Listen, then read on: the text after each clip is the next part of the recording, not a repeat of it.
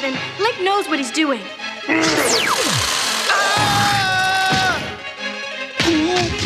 I promised part 2 of this series would be about the A Link to the Past era of Zelda games, but just like Mario, I wanted to give some love to all the fascinating content inspired by the first 2 Zelda games, like the television shows and comic books in the late 80s and early 90s. So consider this the Origin of Link Part 1.5. Oh my god! I'm back on editing duty for this while Alex is hard at work on the next video covering the next set of games. Hey! Get back to work! So look forward to that. But for now, let's take a look at the adventures of Link outside of the gaming realm. Welcome to my Origin Oracle series, everyone. I'm TheMentok, YouTube's prophet. Kick back, grab a snack, and let's head back in time. Boy, it works faster than I thought. So let's start off with the obvious, the Legend of Zelda television series. I know I've talked about this in my last video, but I think there's a little bit more we can uncover regarding this cartoon, so let's start from the top.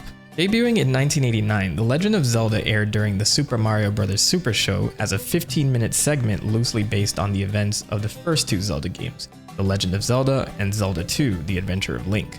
Deke Entertainment were the ones in charge of getting this show off the ground. In fact, if you grew up in the 80s or 90s, you'd be hard-pressed to find a cartoon series without this outro. Dick. The showrunners at Deke initially planned to have a Nintendo TV block featuring more franchises like Metroid, Double Dragon, and Castlevania, but we'd only end up getting Mario and Zelda at the end of the day. There was a Double Dragon cartoon that eventually came out in '93, and we also have this amazing Castlevania Netflix show, so maybe all wasn't lost. The Super Mario Bros. Super Show featured live-action segments with Lou Albano and Danny Wells playing Mario and Luigi respectively, showcasing the brothers going through wacky hijinks at their workshop in Brooklyn, New York. I have a similar video on the Mario end of things if you want to learn more about this show. But this would lead into cartoon segments starring Mario and Luigi depicting some of their adventures in the Mushroom Kingdom. But once a week, the show would switch things up. Have a banana and watch some scenes from the next Legend of Zelda. With the brothers introducing The Legend of Zelda, taking us into Hyrule every once in a while to see what Link and Zelda were up to. Like many other cartoons at that time, they kept the plot simple, with Link and Zelda going on mini quests to stop Ganon from whatever evil he was plotting within that 15-minute time slot. In this show, Link has a huge crush on Zelda and is laser focused on getting a kiss from her, while most of the time Zelda is more concerned on defending the Triforce of Wisdom. After our picnic, you'd be willing to give me a Shut up and kiss me. Thanks to Nicole Carpenter over at Polygon, we can get a more in-depth perspective from the showrunners and their time working on this 13-episode series. The writers of The Legend of Zelda didn't have much supervision or direction from Nintendo, but were given a franchise Bible that was provided to them so they could hash out how they wanted to tackle this series. But for context, these books contain a pretty decent amount of facts regarding character personalities, possible backstories, and lore about their worlds that writers can reference whenever coming up with these episodes. Nintendo wanted to market one of their games outside of Mario, and with Zelda 2 being brand new at the time, this served as a great marketing opportunity for them. Bob Forward, the story editor and writer for the television series, said, quote, "The Legend of Zelda was going to be a small addendum to the Super Mario Bros. Super Show, which was the actual star of the time slot. Deke needed someone who can handle it on their own without a lot of supervision. After we had the initial discussion, they supplied me with a VHS tape of a playthrough of the game itself, since I wasn't exactly a person who played video games. Not that I had any objection, I just hadn't really done it. They had a playthrough of the game that my sons were fascinated by.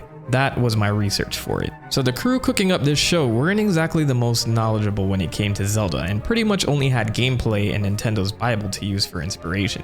So they decided to base the relationship between Link and Zelda on the 1985 detective show Moonlighting, starring Sybil Shepherd and Bruce Willis. Stand up, will you, Manny? Arch your back a little bit. Do I gotta draw you a map, folks? Ugh. So yeah, they took this dynamic and decided to tone it down a little for the kids. Oh boy, smooching time!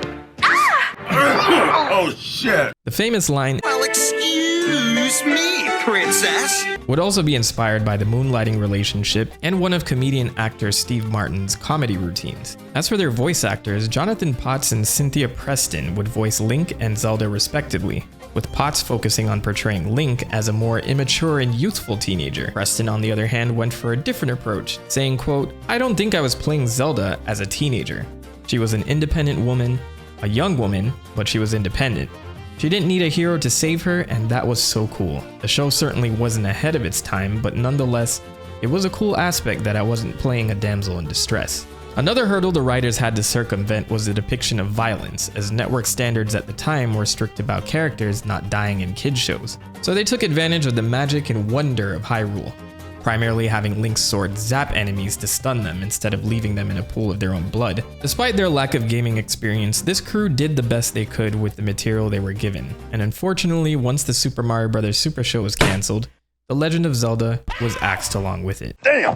While you can still find episodes of the show on YouTube and Prime Video, Phil Harnage, one of the writers, has said, quote, "I wish I had done more. We could have come up with a lot more shows. That was the sad part, that we only got to do one season. I think the show holds up pretty well after all these years. I don't know if you know this, but we don't get residuals. We got a lot of good feedback from kids, and even older kids who knew the video game. But getting a few letters isn't enough to convince the network. Deke, the studio I worked for at the time, they were known for finding the current properties they could exploit. They were purely in the business to make money, like all the studios." So there you have it, more examples of writers getting the short end of the stick. I'll include this Polygon article in the description below so you all can read a little bit more. It's packed with more quotes from the team responsible for this show. But as one door for an animated Zelda closed, another one opened with the rise of Captain N, the Game Master. Captain N is zapping your way. I think that's my cue to kick it. To defend Videoland from the forces of evil. Captain N, weekdays at 3:30 on Fox.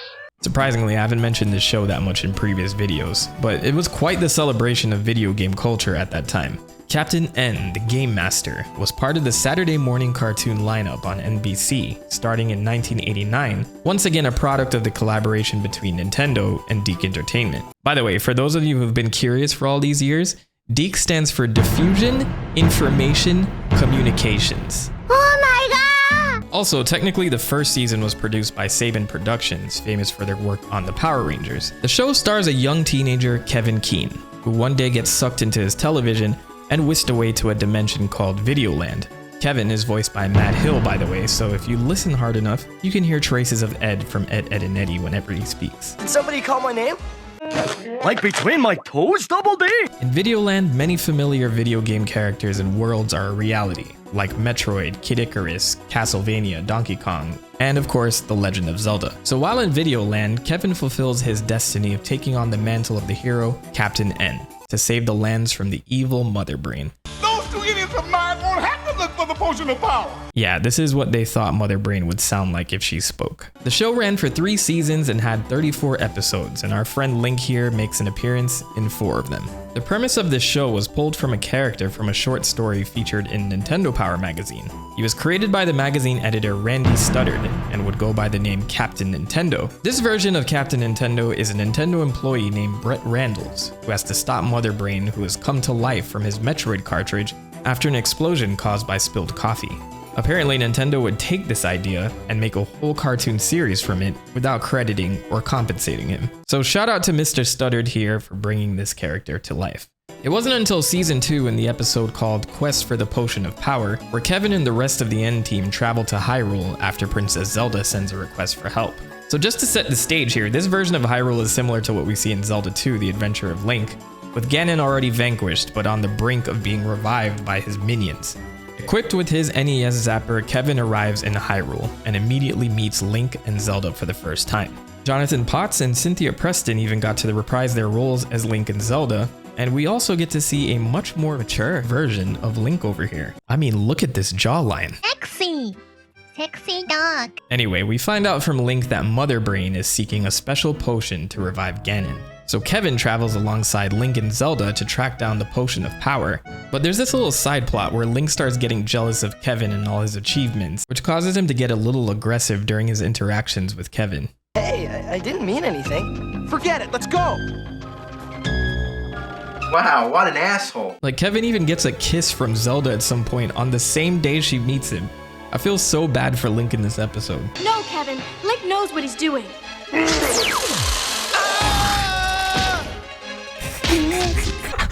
Can we see that again?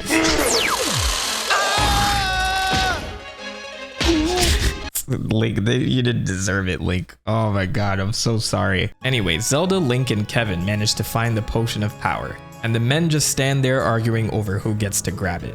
But the guardian of the potion, Iron Knuckle, jumps in to stop them from claiming it. This is a cool reference to the boss from The Adventure of Link. But of course, the two of them get folded while Mother Brain's minions manages to nab the potion. So finally, Link and Kevin decide to work together to get the job done, and successfully vanquish Iron Knuckle. After a brief apology from Link, the group continues their chase after the potion, but it's too late. What is that? Ganon already drinks the potion, and can I say how funny it is that instead of being dead after exploding in the first game, Ganon is just transformed into some weak little pig. So he drinks the potion and returns to his original form, but Link and Kevin already squashed their beef.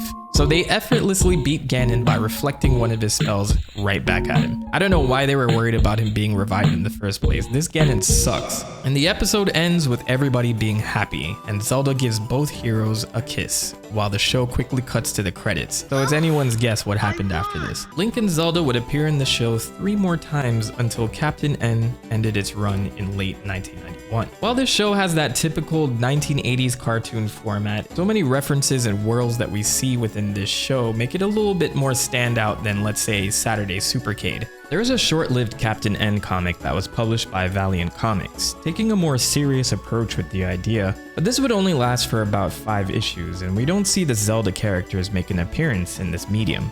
So the Captain N cartoon is the last time we'd see an animated version of anything Legend of Zelda, surprisingly. Considering there's so many Mario animations, even Japanese exclusive ones, I was a little surprised that Nintendo only tried this once. But while we're on the topic of comics, there was in fact a Legend of Zelda story also published by Valiant Comics. Released in February of 1990, this set of comics served as somewhat of a sequel to Zelda 2, Adventure of Link, though there's a lot of similarities with what's established within the Zelda cartoon. By the way, if you were curious, they don't address the existence of 2 Zeldas at one time in this comic, so I was a little disappointed about that. But the first issue begins with a quick recap of the events of the game, and then the plot just throws you right in, with an irate Link charging past Hyrule soldiers demanding to see the king. We find out that Link has come back from a quest to only learn both Zelda and the Triforce of Wisdom are missing, and for some reason, the king seems really unconcerned about this.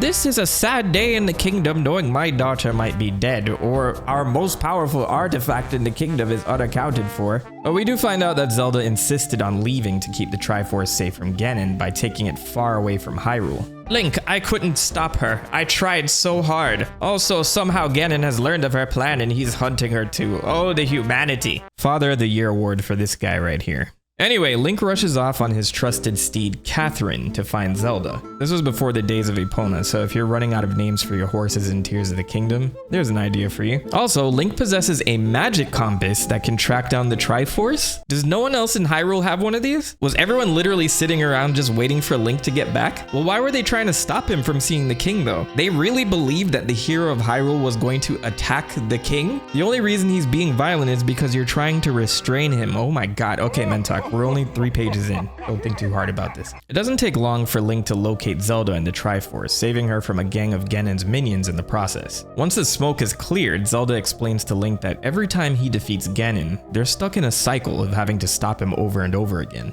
She wanted to take it upon herself to find a more permanent solution to the problem and obtain a magic flute that will transport her to a distant place out of Ganon's reach. Link isn't 100% on board with this, as he'd have to say goodbye to Zelda forever, but he supports her decision and they begin their journey to obtain that flute. I will say that I enjoy this conversation despite the rocky start to this issue. Link is rightfully frustrated at everything happening here, but in Zelda's defense, she does have a point. If Ganon continues to return, Hyrule is in this constant cycle of death and danger. So they decide to head out on this grueling journey, and these panels are pretty phenomenal, showcasing the difficulty of the journey itself. So once they arrive at the palace where the flute is housed, we get an appearance from Iron Knuckle. I guess everyone liked that enemy back in the day. Iron Knuckle threatens to obliterate both of them. Both y'all niggas gonna get clapped up when I get back. And this sets off Link. My guy starts seeing red. He rips this Iron Knuckle right off his horse. Nobody threatens my girl, got it? Nobody! Hey yo, my bad dog, I didn't mean it like that. I didn't know she was your girl, damn. Iron Knuckle turns out to be some regular old guy who the old king instructed to just sit here and wait for someone worthy for a few hundred years. So he allows Link passage to go and grab the flute from the inner chamber. And in these panels, Link actually sits here and contemplates whether or not he should destroy the flute and just lie to Zelda to stop her from sacrificing herself. I like how real this moment is because I think anyone would go through the same thing if they were put in this situation. Ultimately, he decides to remain honest and delivers the flute to Zelda, who makes the final decision to stay with Link, saying wherever he is would be the safest place for her to be. That's adorable. So as you can see, while it takes a lot of cues from the Zelda television series, it's a little bit more mature and grounded. Despite my reservations in the first couple of panels, this comic explores a lot of emotions from Link that I love seeing tapped into when it comes to the Zelda universe. There are 2 short stories in every issue, but unfortunately, this comic only had arguably 7 issues in total. It's a little confusing to figure out how many issues this exactly had, since some issues were cancelled, lost, never published, or bundled with other Nintendo comic books. But huge thanks to the historyofhyrule.com team for archiving all of these books. Exploring this site made me feel like I just opened a time capsule to the early 2000s and stumbled on a new webpage. This was a fun time. But if you want to see these comics for yourself, go ahead and check them out. I'll include them in the description below. So let's close this video out with one last treat, a manga published exclusively in Japan known as The Legend of Zelda, The Hyrule Fantasy. This was written and illustrated by Ranmaru and published by Wanpaku Comics in 1986. This is the oldest piece of media I'm covering in this video, but it serves as a pretty faithful adaptation to the events of the original Legend of Zelda. Zelda is abducted by Ganon while trying to track down the Triforce of Wisdom. Impa, like in the game, is tracking down the Chosen One with the courage to vanquish Ganon, but is surrounded by all of his minions. But in this version of the story, Link is too late to save her, and after driving off the moblins that attacked her, she gives Link a magic pendant, and with her dying breath, she tasks Link in finding an old man living in a cave. Yes, that old man. Impa succumbs to her wounds. So after this, Link goes on an adventure to stop Ganon with his trusted parrot companion, Watto. And this was an exclusive character in this manga, a talking parrot who helps Link on his quest. So maybe the story was a bit ahead of its time, giving Link a companion way before we had fairies, sassy princesses, hats, and sword spirits. So the manga interprets and fleshes out what may have happened within Link's adventure, giving him more interactions with the people of Hyrule as he tracks down the Triforce pieces. Once he confronts Ganon, the two go through a tough battle, with Link getting the upper hand by stabbing him in the chest. When Ganon tries to escape, Link uses the Water of Life to grow Watto into a giant parrot, and they pursue him in the sky, with Link finishing him off with the silver arrow. But plot twist, we find out Ganon killed Princess Zelda at some point in this story. Oh no! But with the combined efforts of Link, the old man, the magic pendant from Impa, and the 2 Triforces, they managed to restore Zelda to life. And the story closes with the people of Hyrule celebrating. Before I made this video, I didn't know this manga existed, and looking at it now, these plot points would be a nice fresh coat of paint if they ever decide to remake the original game. Wait, they already did? For the Satellaview? Well, I guess that's a story for next video. I hope you all enjoyed this look back at the origins of Link as we continue through the Zelda franchise. This is a pretty huge undertaking on my end, so I thank you all for watching and for your support for this crazy series I decided to start. Be sure to check out the links in the description to support me, Alex, and all the sources for this video. And until next time, be safe. The Prophet has spoken.